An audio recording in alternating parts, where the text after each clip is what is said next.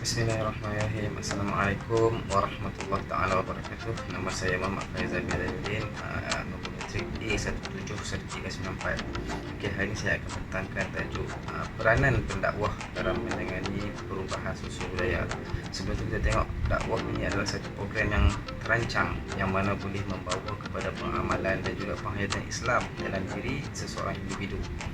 Dalam Islam, dakwah adalah tanggungjawab yang perlu dilaksanakan oleh setiap orang Islam, sama ada secara individu ataupun secara kolektif. Dalam menangani perubahan sosial yang bertentangan dengan ajaran Islam dalam kalangan masyarakat, peranan pendakwah adalah amat penting untuk membimbing sasaran dakwah kembali menghayati ajaran Islam. Antara peranan utama para pendakwah ialah salah satunya menguasai aplikasi teknologi maklumat, yang ini ICT lah. Okey, penggunaan komputer dan telefon mudah alih dalam masyarakat. Okey, sekarang kita tengok semakin meningkat dari masa ke semasa. Menerusi aplikasi teknologi maklumat semasa capaian maklumat dapat diperolehi meretasi sepadan dengan mudah dan cepat. Oleh itu, pendakwah perlu menguasai penggunaan teknologi yang terkini selaras dengan perkembangan semasa. Antaranya ialah aplikasi laman sosial yang terdapat dalam talian seperti Facebook, blog, Instagram, WhatsApp, Telegram dan lain-lain lagi lah, yang digunakan sebagai medium dakwah semasa. Okey, selain itu, pendakwah juga perlu menguasai ilmu dalam presentation seperti penggunaan slide PowerPoint supaya bahan ceramah yang disampaikan dalam bentuk visual adalah lebih baik dan lebih menarik minat kepada para pendengar. Dan lebih baik juga kalau dalam presentation itu diselitkan juga video-video daripada YouTube ataupun sebagainya lah, dapat dipaparkan supaya yang ini menarik minat sasaran dakwah. Dakwah yang sebegini akan lebih memberi kesan yang mendalam kepada sasaran dakwah. Kerana apa? Pengaruh komunikasi secara video adalah lebih baik daripada pengaruh pertuturan semasa. Okey, kita tengok dulu dari sudut definisi teknologi maklumat. Okey, apa yang dimaksudkan dengan ICT ataupun yang dikenali sebagai teknologi maklumat dan komunikasi. Kita tengok, teknologi maklumat ni ditarifkan sebagai teknologi yang digunakan oleh individu mengumpul data dan menganalisis data sebagai maklumat berguna dan bermakna serta menghasilkan maklumat dalam pelbagai bentuk seperti teks, grafik, suara, animasi, maya dan lain-lain lagi.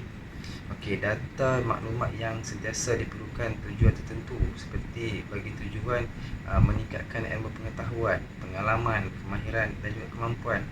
Teknologi komunikasi ini boleh memberikan individu ataupun kelompok itu bertukar-tukar data dan bertukar-tukar maklumat dalam ruang waktu yang tak ada batasannya.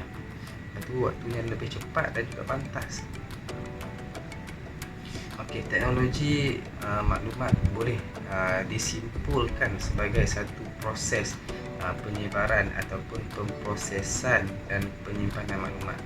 Okey, seperti yang kita ketahui, teknologi ini disifatkan sebagai satu bentuk pemudah cara yang mana membolehkan pengaliran maklumat menjadi sangat pantas.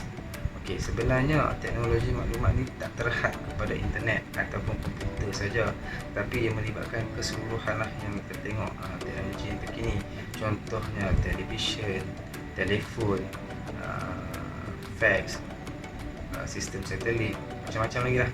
Dan yang mana yang boleh menyampaikan sesuatu itu kepada penerima.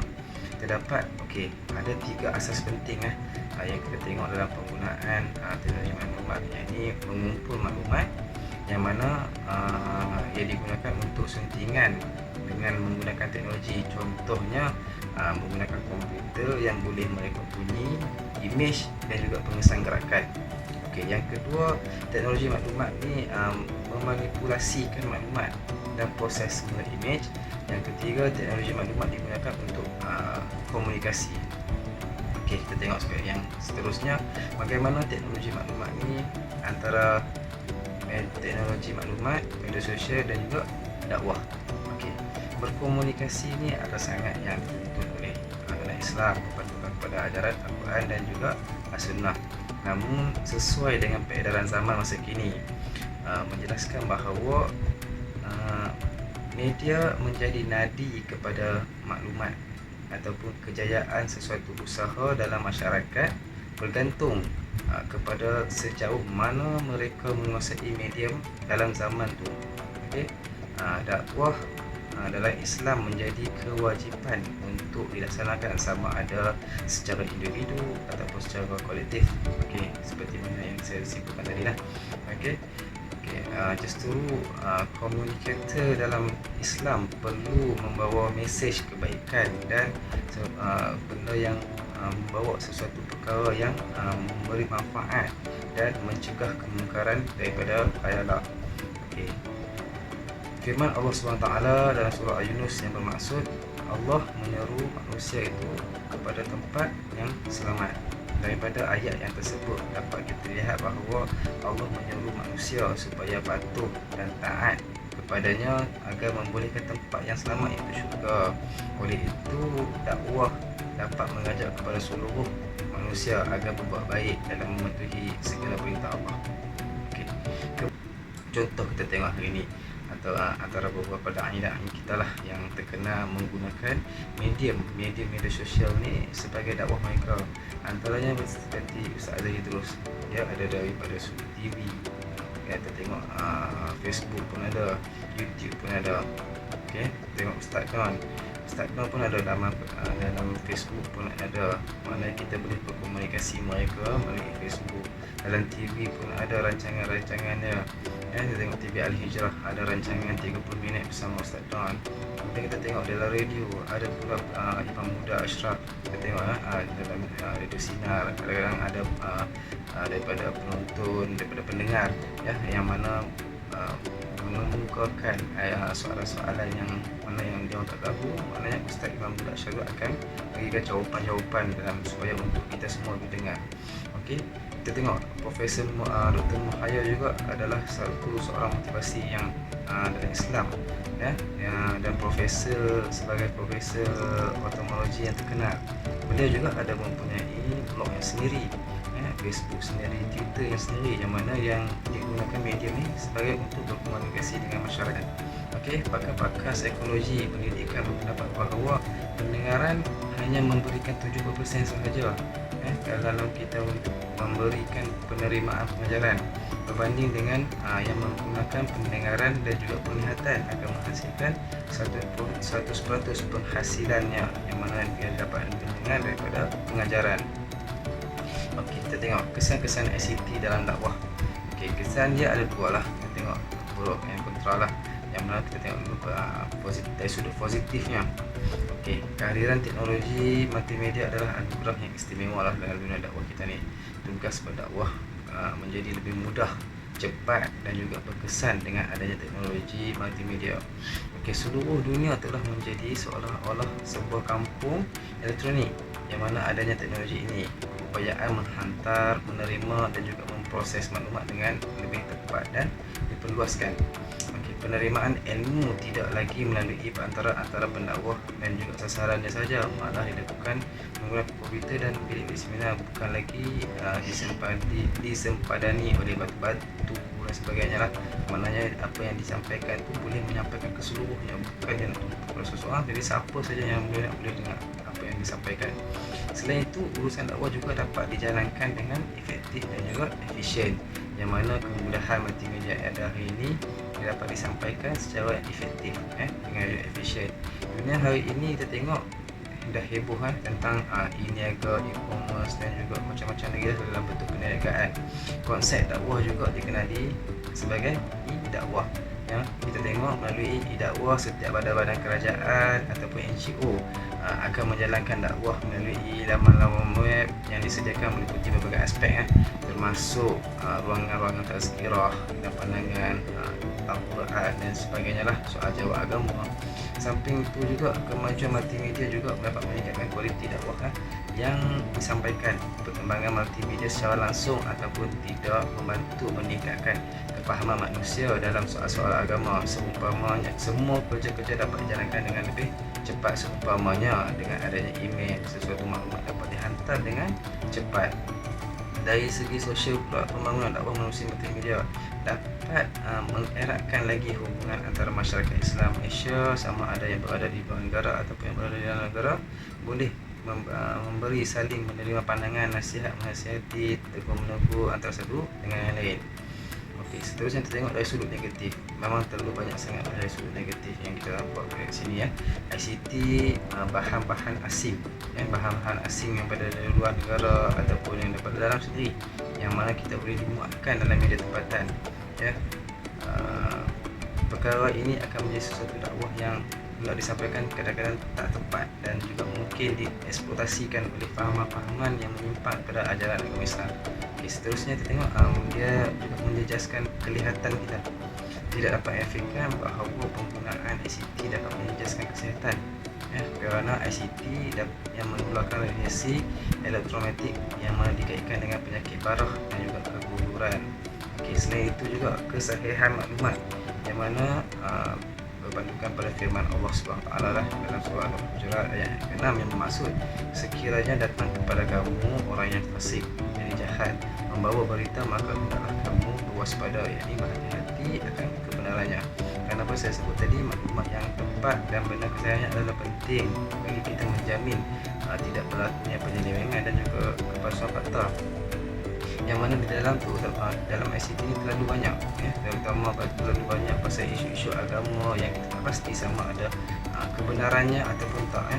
Kadang-kadang ada yang pihak yang tidak bertanggungjawab mencari jalan bagi menyeleweng dan melakukan dusta, melakukan menyesatkan orang lain, yang ini menjadi cabaran dalam proses kepada pendakwah untuk menyampaikan atau untuk memperbaiki sesuatu perkara yang tidak betul. Dalam sudut negatif jugalah kita tengok pelajaran web negatif ya. Web negatif ni yang boleh menjatuhkan ataupun mencetuskan kerosakan maruah, nilai kepribadian, dorongan terhadap jenayah seksualiti, masalah perundangan, perhubungan interpersonal dan pembaziran wang serta masa ya. Kita tengok dalam internet ni kewujudan laman web lucah dan juga yang boleh diakses oleh sesiapa saja, termasuk anak sekolah, remaja, golongan remaja, yang boleh memberikan kesan negatif, bukan kata dari sudut kesihatan, maka dari sudut minda diri sendiri pun akan terjejas.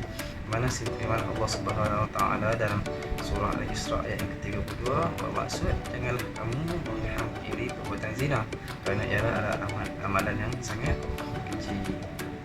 Dengan ICT juga dia boleh menjadi ketagihan internet ini tertumpu kepada cyber addiction ataupun compulsive gambling. Material berkaitan seks tu begitu mudah dan tersiar di internet dengan pelbagai dimensi dan juga ilustrasi pornografi dalam chat room, membicarakan tentang unsur-unsur seksual dan macam-macam lagi lah. Okey, seterusnya kita tengok jenayah internet. Jenayah internet, dalam internet pun ada jenayah juga ya. Contohnya pencerobohan dan penggodam laman web ya. Ini ataupun kita panggil hackers yang mana kita tengok banyak scam sekarang yang berlaku pada masa kini ya. Kata dalam internet, dalam telefon sendiri pun kita boleh nampak dia punya kesan scammer ni. Okey, seterusnya penyebaran fitnah dan juga gosip.